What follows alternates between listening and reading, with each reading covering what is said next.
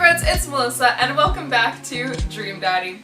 We're just gonna hop right in. I'm gonna hit continue, and we're gonna get right back into dating Joseph, the holier-than-thou dad.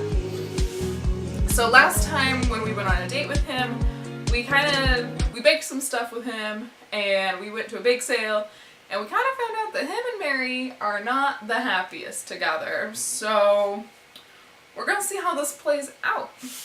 Also, if I'm like slightly tilted, it's because my camera is, and I don't know why, because that's not the way I put it. It's probably Walker just kind of doing his thing. Remember, though, we are not really going through the story with Amanda. It is happening because it just happens in the background, but we're not going to really worry about that. So this is her getting an acceptance letter and all that fun stuff. So we're just going to kind of skip past this. Always try your best at everything. Welcome. You've got dads. Yeah, I do. We're going for Joseph, date number 2. Look, we have a little pink heart now. Alright. Here we go, Joseph. Let's do a second one. Everyone needs to know how to use... Okay, it went away. Don't use metal utensils on non-stick frying pans. Helpful. It's been a long day of clipping coupons. Looks like there's a sale on box brownie mix. That reminds me. I wonder what Joseph's up to. I should see if he wants to hang out. Or if he wants to go to the store with me and use these coupons. Looks like he's online.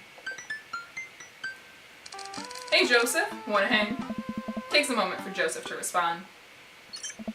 Ismael, hope you've finally recovered from your brownie-induced coma. And I know I promised you a fun hang, but tonight I'm actually chaperoning a youth group mixer. Amanda's invited, of course. If you're not doing anything, you should come. Oh, that sounds nice. And be a chaperone with me, because I need the help. Less nice, I think, for a moment. I'm a little bummed out, of course. I suppose I just wanted some me and Joseph time. Maybe to get to know him a little better. What the heck. My friend needs my help. I type back. Buddy, if you need me, you got me. Just tell me where I need to be tonight. Joseph lets me know the details. It starts pretty soon. I should get ready. I knock on Amanda's door and peek in. Hey Amanda, I'm about to head out. Yeah. Where are you off to? Are you gonna go extreme couponing? I'm actually gonna go chaperone this youth mixer dance thing that's happening at Joseph's church. He says you're invited, but if you don't want to come, I'll cover for you. I can't speak today. You know what? I'm down. Maybe I can make some new friends. That's a good attitude. Yeah. But I'll have you know I'm mostly doing this for the potential of free food. Thank you, Amanda. You get 4 daughter points today. Can I trade them in for a daughter lava lamp? Sorry, you only have enough for a daughter spider ring. Or some of those daughter plastic jumpy frogs. I like those things. They try their hardest. It's inspirational. Huh? Oh no! Okay, we arrive at the church. By the way, this is stuff that I haven't played yet, so this is all... Oh no. We arrive at the church to find that nobody's there. There are decorations and balloons and banners and everything, but no youths. Huh? I've been to a couple dances in my life, and not that I want to paint myself as some sort of dance expert, but generally, dancers require people. And those people need to be dancing. All of a sudden, Joseph jogs up to us. He looks frazzled. You're here! I need your help. Joseph gestures to the hand-painted banner hanging above the church doors. It reads, Jesus is coming. Am I demonetized? I wasn't monetized in the first place. Yikes. Hey. Well, that's certainly a thing. God made all things, Amanda. Except for the banner. Ernest made that. I genuinely can't tell if he meant that maliciously or if he just can't spell good. You know what God also does? Forgives. He forgives teenagers and he never ever breaks their box mods. Are you going to break Ernest's box mod? Oh. No, Amanda. That would be a sin. I think. It's the one right after sloth. Hey. Ismael, I need your help getting this down before anybody sees it.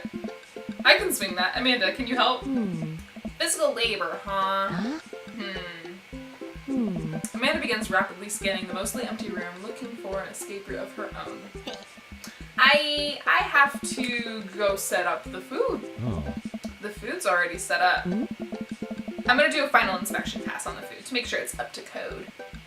I'm gonna eat your food.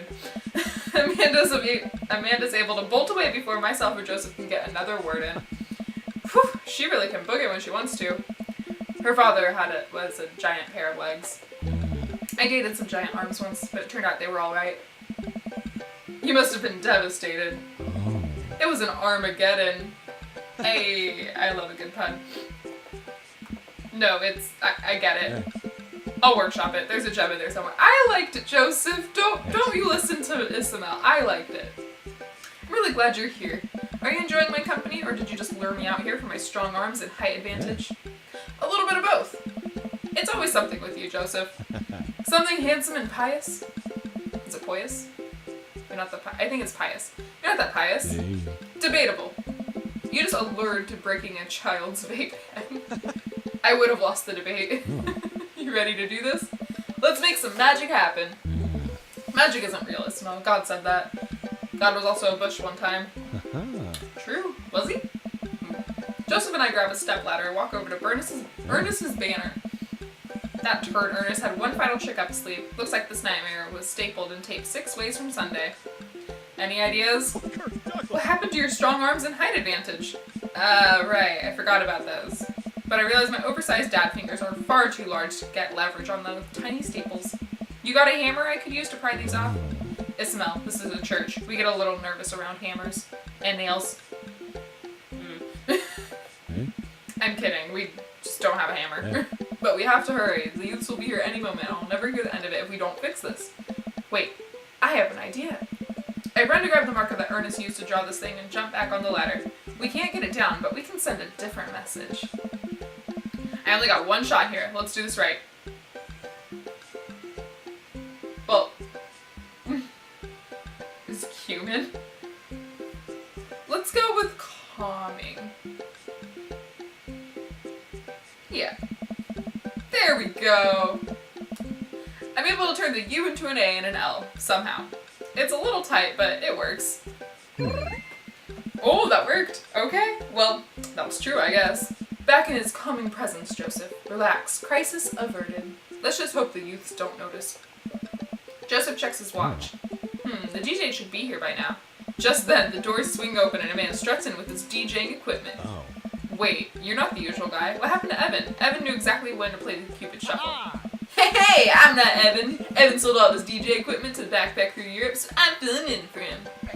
I do envy him, though. What I would give to drop everything and start over.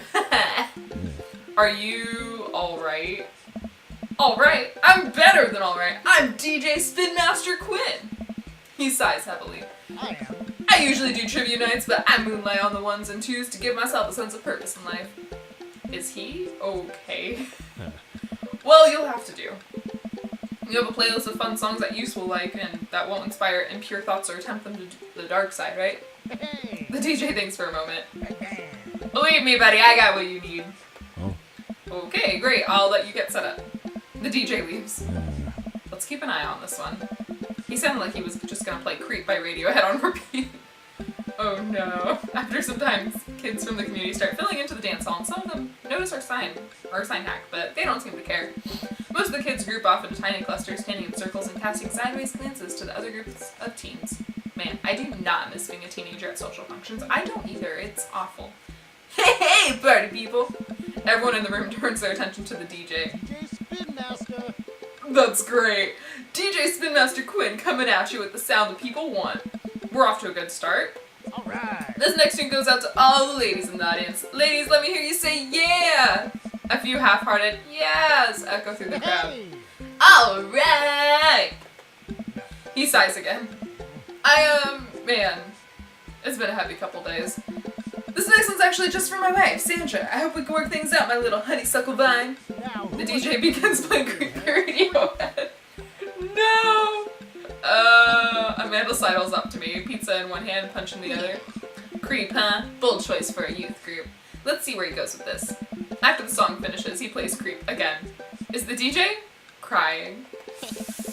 If you watch the kids really closely, you can catch them cringe every time I didn't realize it was Amanda talking. Then York swears. There they go. Maybe we should do something about this. Joseph runs up to us. He's killing the vibe. They're listening to swears. Sad swears. We have to do something. You guys should try to give him a pep talk. Maybe work him up to Everybody Hurts by REM or by REM, or at least the very least No Rain by Blind Melon. You want to help us cheer him up? Actually, I just saw my friend, Frederico. He's from Latin. I didn't know you were taking a Latin class. I'm not. So, he's from the country Latin. Ugh. Yes, it exists. Don't Google it. You can go, Amanda. It's fun. And she's gone. Joseph and I make our way to the DJ booth where Spin Master Quinn is having a quiet cry. Hey, bud. Hey, man, dudes, how's the party, Jim? It's, not. I'm sorry, fellas. I'm just taking a moment to find my groove. Ah. Gotta play the sad tunes to properly appreciate the bangers, right? That's not how DJing works. Shut up and play the hits. Play the booty bumpers and some Jesus of Wonder. I'm just gonna say that's not how DJing works.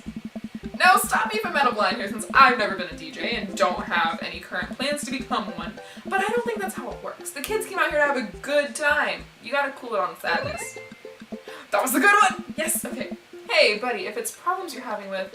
Joseph leans in close to me. Oh. What was his wife's name again? I heard it. It was Sandra. If you're having problems with Sandra, I can help you too. I do counseling. It's my job here and I'm very good at it. Hey! Oh, I don't know. Oh. I can tell that you're hurting. Nobody voluntarily listens to that much Radiohead on repeat unless they're really going through some tough times. Trust me, I know. I am. Joseph places a hand on Spin Master Quinn's shoulder, who immediately collapses into Joseph's embrace, crying quietly. There, bud, it's gonna be okay. Thank you. I'll put on some dance hall anthems. You're the best, Spin Master Quinn. With yet another crisis averted, Joseph and I return to the dance floor where Amanda's waiting with an ice cream cone. They have ice cream here! Good work, Amanda. How's it looking out there? Well, for a dance, there's not a whole lot of dancing. Looks like people are starting to bail, though. This is a disaster. Don't be so hard on yourself. This ice cream? Top notch. I'm sorry for dragging you into this, Isabel. You and Amanda should just go home. I'm not gonna make you stay here for the train wreck. It's not a disaster. We can still fix this. We can. I suddenly realize what we have to do. Amanda, get out of here. I don't think you're gonna want to be here for this or be seen with me after this. Oh God, you're not going to. I throw my car keys to Amanda. I'll get a ride back with Joseph. Just remember me as I am right now, not as what I'm about to become. Amanda nods. Huh? Nice knowing you, Pops. She runs out the door. Oh, cracker. Joseph, I'm gonna turn it up on the dance floor. With luck, we can get these youths into it as well. Are you in or out? Hey. Joseph stares at me. He knows what has to be done as much as I do. See you on the other side. See you on the other side. Joseph and I walk out onto the dance floor in the middle of the room. Youths all stare at us, unsure of what we're doing. Time to get our group on. Oh. Let's start them off easy and work our way up to the more technical stuff.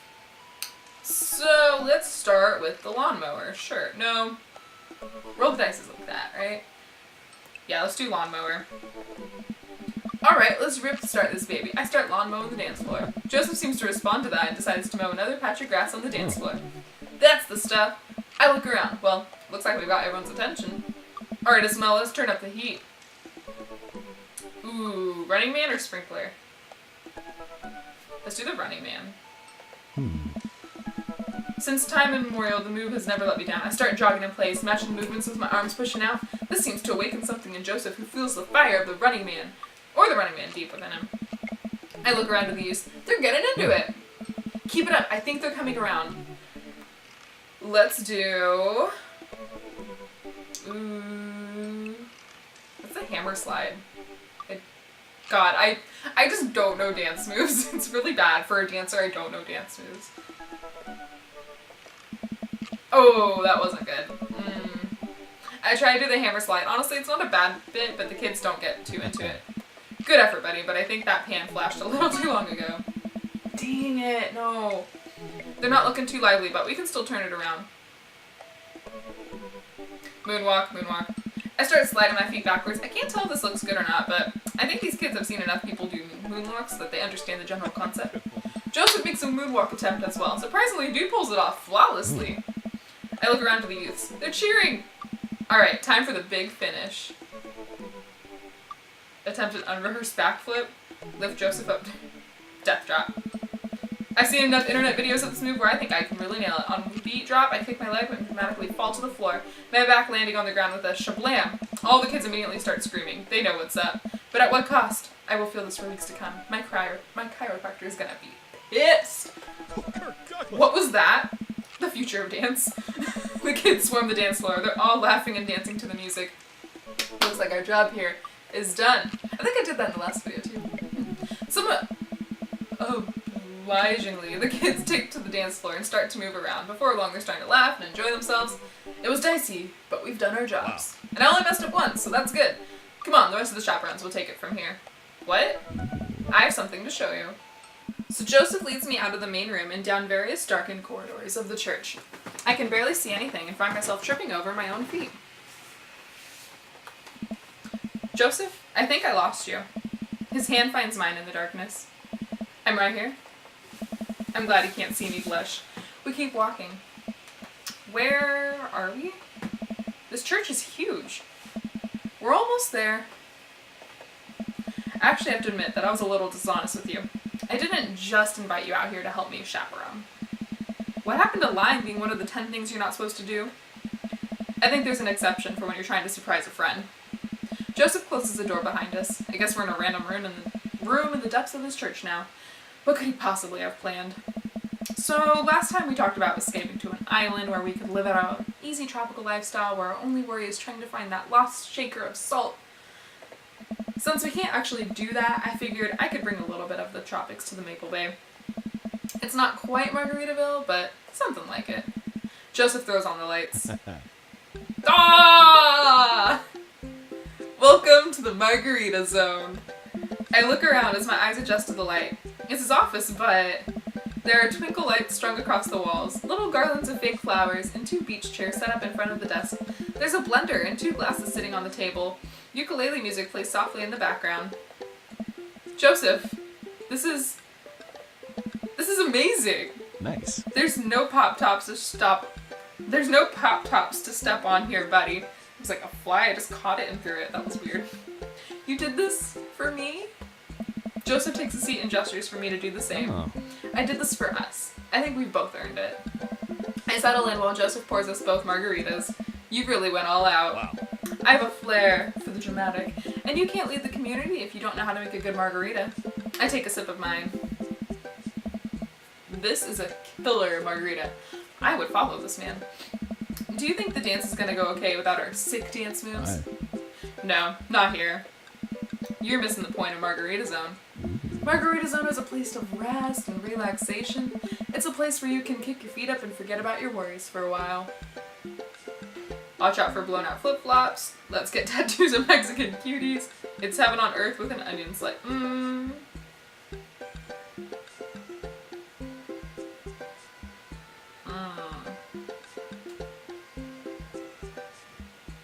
I'm gonna do this one. Oh! I think that's cheeseburger in paradise. Oh, right. Ugh. I'm just now realizing that I only know 2 Jimmy Buffett songs. Oh. I'm gonna have to revoke your dad card for that one. Joseph gestures to the makeshift island bar he's made. You know, it's funny. This reminds me so much of when I was younger. I've been meaning to ask, what did you do before you started preaching? It's uninteresting. I left home young and got into a lot of trouble. What?